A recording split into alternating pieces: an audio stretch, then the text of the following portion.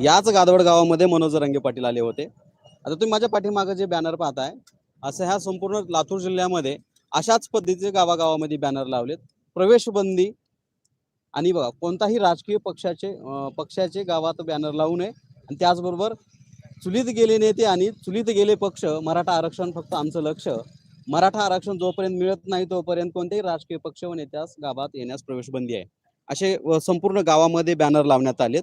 आणि एकूणच महाराष्ट्रामध्ये संपूर्ण या मराठा आरक्षणाची जी धगधग आहे ती धगधग दिसते आपल्याला। माझ्या पाठीमध्ये आंदोलनकर्ते आहेत, आपण त्यांच्याकडनं त्यांची प्रतिक्रिया जाणून घेणार आहोत। आता मी इथं येण्याचं कारण असं होतं की आपण कालपासून पूर्ण लातूर जिल्ह्यामध्ये ज्या पद्धतीनं मराठा समाजाला आरक्षण मिळावं या मागणीसाठी संपूर्ण महाराष्ट्रभरामध्ये आंदोलन उभा राहिले। त्याचबरोबर सरकारनं जी वेळ मागितली होती ती वेळही निघून गेली। आज 44 दिवस आहेत आणि 44 दिवस झाल्यानंतरही सरकार अजून या गोष्टीकडे गांभीर्यानं पाहत नाही। आताच थोड्या वेळापूर्वी अंबाजोगाई तालुक्यात एका तरुणाने आत्महत्या केली, एका टाकीवरती उभारून, आणि ते मृतदेह रोडवरती ठेवून जोपर्यंत हे सगळं सरकार यावरती निर्णय घेत नाही किंवा मनोज जरांगे पाटील जोपर्यंत उपोषण सोडत नाही तोपर्यंत हे सगळं सुरू राहणार असं बोललं जात आहे। एकंदरीत महाराष्ट्रातलं चित्र अतिशय गंभीर आहे।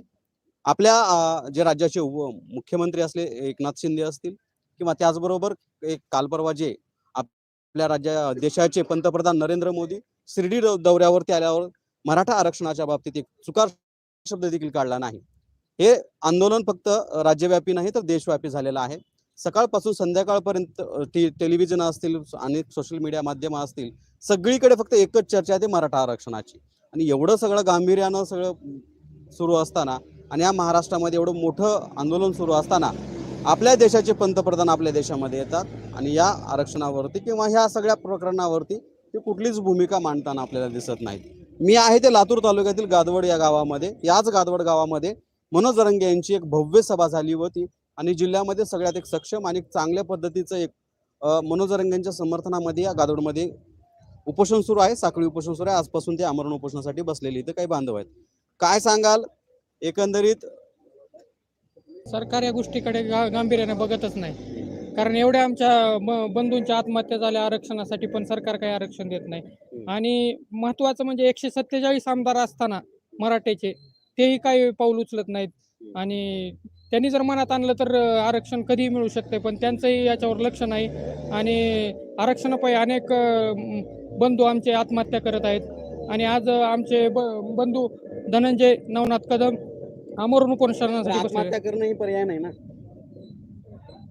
आत्महत्या करणं पर्याय नाही, लढलं पाहिजे, पण त्यांना कवर लढतील? त्यांच्या जोपर्यंत शेवटचं स्टेप असेल ना ती आत्महत्या म्हणजे त्यांच्या आयुष्यातली, मग त्यांना पर्याय नसेल ना पुढे। मुख्यमंत्री एकनाथ शिंदे गांभीर्याने घेत नाहीत ते मुख्यमंत्री गांभीर्याने घेत आहेत असं वाटतंय आम्हाला, पण त्यांना कुठंतरी अंतर्गत विरोध होत आहे या गोष्टीसाठी, की पण त्यांना ते सांगत नाही ती जनतेला की बाबा की कशासाठी होते, पण ते अंतर्गत त्यांना म्हणजे त्यांच्या मोप मनात आहे 100% असं वाटतंय आम्हाला की आरक्षण द्यायचंय मराठ्यांना। पण अंतर्गत त्यांचे जे मंत्रिमंडळ आहे त्यांचा 100% त्यांना अंतर्गत विरोध होत आहे। म्हणजे अंतर्गत म्हणजे कुणाचा काय? देवेंद्र फडणवीसांचा काय? असं काय म्हणजे? ते सगळेच आले ना त्याच्यात आता कुणी, आणि मराठा आमदार एवढे असताना कुणीच उठाव करत नाही। ही सगळ्यात आमच्यासाठी शोकांतिक आहे गोष्ट, आम्हाला जीवाला लागायची गोष्ट आहे। अपेक्षा आहे का देतील म्हणून? द्यावंच लागेल, नाही दिलं तर हे बंद होणार नाही। असंच आम्ही आमचं शेवटचा शरीरात हे आहे तोपर्यंत आम्ही चालूच राहणार आमच्या। पण त्यांच्याकडनं त्यांची प्रतिक्रिया जाणून घेणार आहोत। प्रतिक्रिया यासाठी जाणून घेतोय की एकंदरीत महाराष्ट्रामध्ये उभं राहिलेलं हे आंदोलन आज संपूर्ण देश बघतोय, राज्य नाही संपूर्ण देश बघतोय। आणि एवढा गंभीर विषय असताना देखील सरकार मात्र कुठेतरी वेळ काढूपणाची भूमिका मांडताना दिसतंय, असंच एकंदरीत चित्र म्हणावं लागेल। काय वाटतं, अशीच आहे का सध्या परिस्थिती सरकारची? हा, सध्या तरी अशीच आहे परिस्थिती। कारण एक गोष्ट लक्षात घ्या, 40 दिवस दिलेले असताना आता समिती म्हणते की 2 महिने आणखीन द्या, आणि 2 महिने समितीला सरकार वाढवून देतंय। ह्याचा अर्थ हे वेळ काढूपणाच आहे ना। आणि सगळ्यात महत्वाचं की आता मराठा तरुणांनी खरा जर विचार केला तर मराठा तरुणांनी आत्महत्या केली नाही पाहिजे, कारण आत्महत्या करायची गरज नाही। आपल्यासाठी जरांगे पाटील आमरण उपोषण करतायत, होय ना? मग आत्महत्या करून म्हणजे आरक्षण कशासाठी घ्यायचं? तुमच्यासाठी घ्यायचं। आणि तुम्ही जर आत्महत्या करीत असाल तर त्या आरक्षणाचा उपयोग कोणाला होणार आहे? तर त्याच्यासाठी मराठा तरुणांना आत्महत्या नाही केली पाहिजे, तरी लढलं पाहिजे।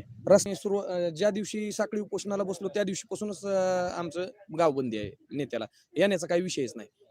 म्हणजे संभाजी पाटलाची जलयुक्तीची ती काहीतरी रॅली होती.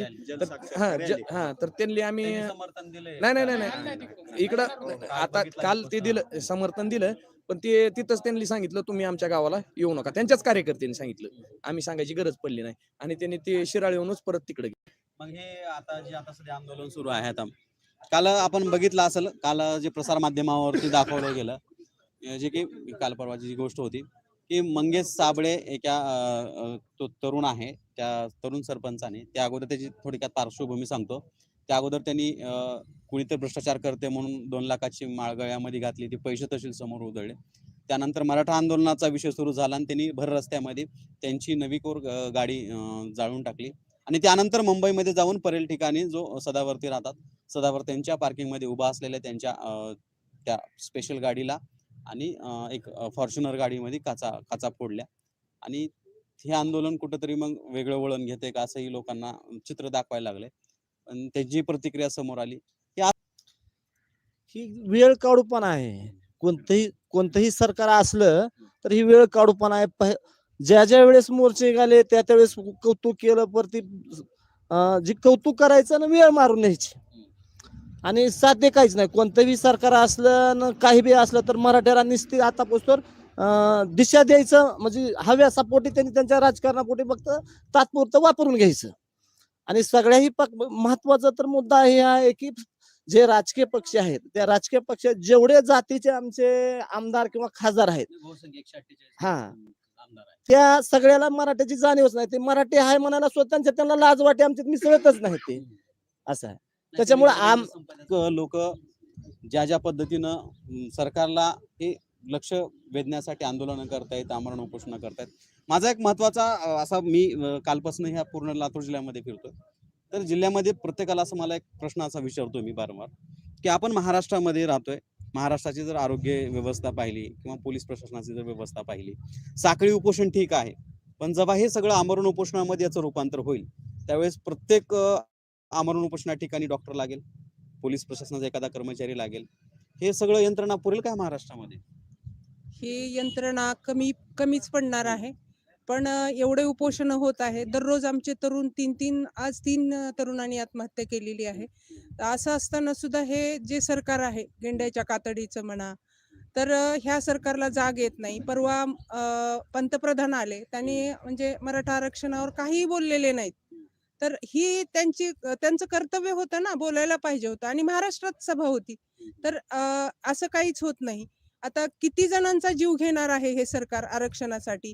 कारण मराठा समाजातल्या तरुणांची अवस्था आज अत्यंत बिकट झालेली आहे. आमच्या समाजातल्या मुलांना शिक्षण घ्यायला अवघड झालेलं आहे आणि किती जरी मार्क पडले तरी आरक्षण मधले मुलं पुढे जातात आणि आमचे मुलं मागे राहतात.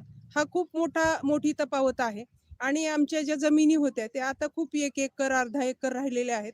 आमच्याकडे जगण्याचं कुठलंच साधन मराठा समाजाकडे राहिलेलं नाही. आणि शासन जे 2011ला सोयाबीनला भाव होता तो भाव आज सुद्धा त्याच्यापेक्षा कमी भाव दिलेला आहे. जर आमच्या शेतमालाला जर भाव दिला असता तर आज आमच्या तरुणाची इतकी वाईट अवस्था झाली नसती आणि आमचे तरुण आज जे आत्महत्या करतायत तर ते आम्हाला वाचवता आलं असतं. किती जणांचा जीव शासन घेणार आहे हे माहिती नाही. कारण अत्यंत बिकट अशी अवस्था आज आमच्या या माध्यमातून झालेली आहे. महाराष्ट्रामध्ये बघितलं तर आता जे मनोज जरांगे यांनी आहेत 17 दिवस अगोदर त्यांनी आमरण उपोषण केलं. सरकारने त्यांना 30 दिवस मागितले 40 दिवस मिळाले त्यांना. आता 30 दिवस संपल्यानंतर बी सरकार जर या सगळ्या गोष्टीकडे गांभीर्याने बघत नसेल तर एकंदरीत समाजाच्या तुम्ही एक महिला म्हणून तुम्हाला प्रश्न विचारतो की मनोज जरांगेंनाही फॅमिली आहे त्यांनाही मुलं आहेत. काय वाटत असेल हे सगळं सुरू असताना? मला एक सांगायचंय की मी दररोज जेवण करत असताना मला मनोज जरांगे पाटलांची आठवण येते आणि त्यांचं कुटुंब त्यांची लेकरं त्याची बायको आई वडिलांचे ते कोमेजलेले चेहरे मला दररोज दिसतात. तर त्यांचं जर असं काही झालं तर समाज शासनाला माफ करणार नाही. कोणतं का शासन असं ना त्याच्याशी आम्हाला घेणं देणं नाही. आता आम्ही बहिष्कार घातलेला आहे सरपंचाच्या इलेक्शनवर जे काही इलेक्शन असतील. आणि मला असं म्हणायचं की एक तालुका अध्यक्ष सुद्धा असला किंवा कोणी असला तर आम्ही त्याला गावात आता फिरू देणार नाही. त्यानं ते सगळे राजीनामे द्यावे लागतील आणि मगच गावात यावं लागेल. कारण ह्या मराठ्याच्या जे आहेत आमचे आमदार खासदार ह्याच लोकांनी आमचं वाटोळं केलेलं आहे.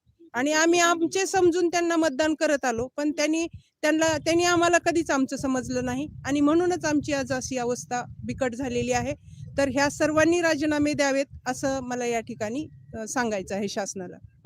एकंदरीत ज्या छत्रपती शिवाजी महाराज आराध्य आहेत हम्म. त्यांची भर सभेमध्ये ही दसरा मेळावा, कारण विशेष होता दसरा मेळावा, त्याचं कारण सांगतो की काय झालं की कुणाच्या दसरा मेळाव्याला किती गर्दी जमा होईल, त्याच्यासाठी कशा गाड्याची व्यवस्था केली.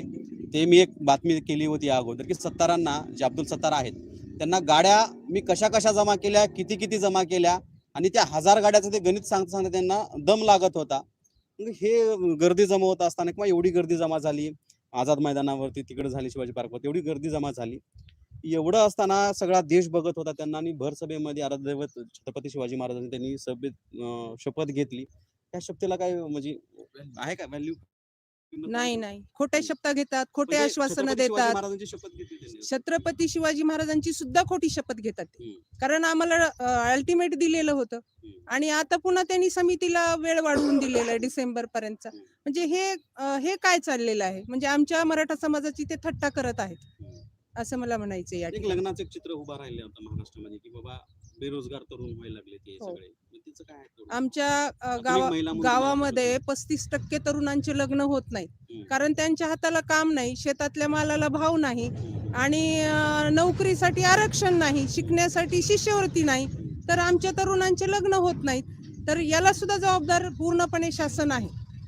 वाटतं आता इथून पुढच्या काळामध्ये मुख्यमंत्री एकनाथ शिंदे यावरती काहीतरी ठोस निर्णय घेतील किंवा सरकार तरी निदान ठोस निर्णय घेईल? नाही, कारण मुख्यमंत्री जे आहेत ते सतत दिल्ली दौरे करतात, म्हणजे दिल्लीच्या अधीन राहून काम करतात. स्वतःच्या मताचं काम ते करत नाहीत. स्वतःच्या मताने जर काम केलं असतं तर मराठ्यांना त्यांनी आरक्षण दिलं असतं. पण म्हणतात ना ते शेळीचे कान आज्ञेत असतात, तशा प्रकारचा हे आहे. उठतात की दिल्ली दौरे करतात, कारण दिल्लीचं जर ऐकलं तर आरक्षण मिळणार नाही असं आम्हाला वाटतं. तर आता जे मनोज जरंगेंनी त्यांना काल 11-12 प्रश्न विचारले होते, त्या प्रश्नाची आज संध्याकाळपर्यंत ते वाट बघणार आहेत. सरकार त्या प्रश्नाला उत्तर द्यायला तयार असेल का? सरकार साधं जे गुन्हे घडलेत, त्या ठिकाणी गुन्हे दाखल झालेत, आमच्याच बांधवावर लाठी हल्ला केला, आमच्या भगिनीवर केला, डोके फोडले, 12-12, 13-13 छरे आजही मुलांच्या पोटात आहेत. ते साधं म्हणजे शासनाच्या हातातलीच गोष्ट आहे ना ही, तर ती सुद्धा त्यांनी मागे घेतलेलं नाही. तर याच्यातलं काय किती मान्य करेल याच्यावर आमचा आज विश्वास राहिलेला नाही. एक मी त्या आंतरवली सराटीमध्ये जेव्हा ही कव्हरेज करायला गेलो होतो, तिथे एक आजी होते. त्या आजीने हे त्यावेळेस लाठी हल्ला कसा झाला किंवा त्याचं हे सगळा प्रकार खूप गंभीर सांगितला होता. हे ऐकलं तर तेव्हा माझ्या अंगावरती शहारा काठी येत होती की बाबा एक समोरच आजी राहते, आणि त्या आजीनं ज्या मंदिराच्या समोर आजी राहते, त्या आजीनं 7 दिवस आमरण उपोषण स्वतः केलं होतं. आणि त्याच एखाद्या कर्मचाऱ्याला तिनं पाणी दिलं होतं, त्याच कर्मचाऱ्याने तिला लाठी हल्ल्यानं म्हणजे लाठी हल्ला केला. हे खूप गंभीर प्रकार होता. हे महाराष्ट्रानं बघितलं जाते. पण महाराष्ट्रामध्ये एवढं मोठ्या पद्धतीचं आंदोलन सुरू असताना सरकार कुठल्याच गोष्टीत गांभीर्यात दिसत नाही असं तर एकंदरीत चित्र आहे. तर येणाऱ्या काळामध्ये हे सगळं सरकारला जडी जाणार आहे. येणाऱ्या लोकसभा, विधानसभा निवडणुका आहेत. त्याचबरोबर एवढी राजकारणामध्ये फुटाफुटी झाली आहे. इकडला पक्ष फुटला, तिकडला पक्ष फुटला, एकंदरीत राजकारणाची खिचडी झाली आहे. आणि या खिचडीमध्ये मराठा समाजाचा आरक्षणाचा मुद्दा पेटलाय. त्यावरती कुणी एक ठोस निर्णय घ्यायला तयार नाही. आता येणारा काळच ठरवेल की मराठा समाज नेमकी काय भूमिका घेईल, किंवा मनोज जरंगे नेमकी वारंवार म्हणतायत की शांततेने आंदोलन केलं पाहिजे. आम्ही आमच्या चॅनलच्या माध्यमातून आव्हान करतो की आत्महत्या करू नका. आत्महत्या हा पर्याय नाही आरक्षणाचा. जर तुम्ही आत्महत्या केली तर आरक्षण नेमकं द्यायचं कोणाला असं मनोज जरंगे म्हणतात, आणि आम्हीही म्हणतो की आरक्षण आत्महत्या हा पर्याय नाही. तुम्ही लढा, अन्नत्याग करा, आमरण उपोषण करा, साखळी उपोषण करा, हे पर्याय तुम्ही अवलंबू शकता, पण आत्महत्या करू नका. आमच्या चॅनलकडून तुम्हाला आव्हान करतोय. आपण होतो ते गादवडमध्ये. याच गादवडमध्ये जे मनोज जरंगे पाटलांची सभा, इथं लाखोच्या संख्येने उपस्थित सगळा जनसमुदाय होता.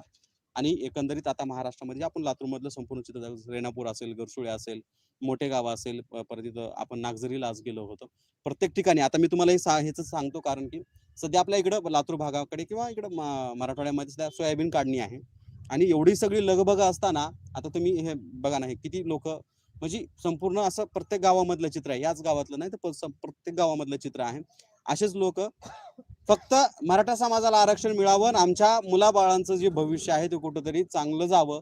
आम्ही जे सोचलंय किंवा आम्हाला जे आमच्या बरेच आम्ही मुलं बघितले, त्या मुलांनी मला गरसोळीमध्ये एक मुलगा, मी ते सांगतो परत, की गरसोळीमध्ये एक मुलगा होता, तो माझ्या बाजूलाच असं मी प्रतिक्रिया घेताना बसला होता. 1 मार्काहून त्याची क्लास 1 ची पोस्ट गेली होती आणि तो इतका भावनिक होऊन मला सांगत होता की सर माझी 1 मार्काहून माझी क्लास 1 ची पोस्ट गेली, यासाठी आम्हाला आरक्षण पाहिजे.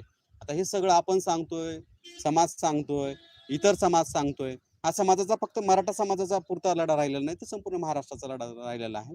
त्याचबरोबर हे सगळे प्रकार मुख्यमंत्री एकनाथ शिंदे असतील. आता एकनाथ शिंदे आपण बार म्हणतोय, त्यामागे बरेचसे लोक आहेत. त्यांच्यामुळे कदाचित आरक्षणाचा हा मार्ग कुठेतरी मार्गी लागत नाही.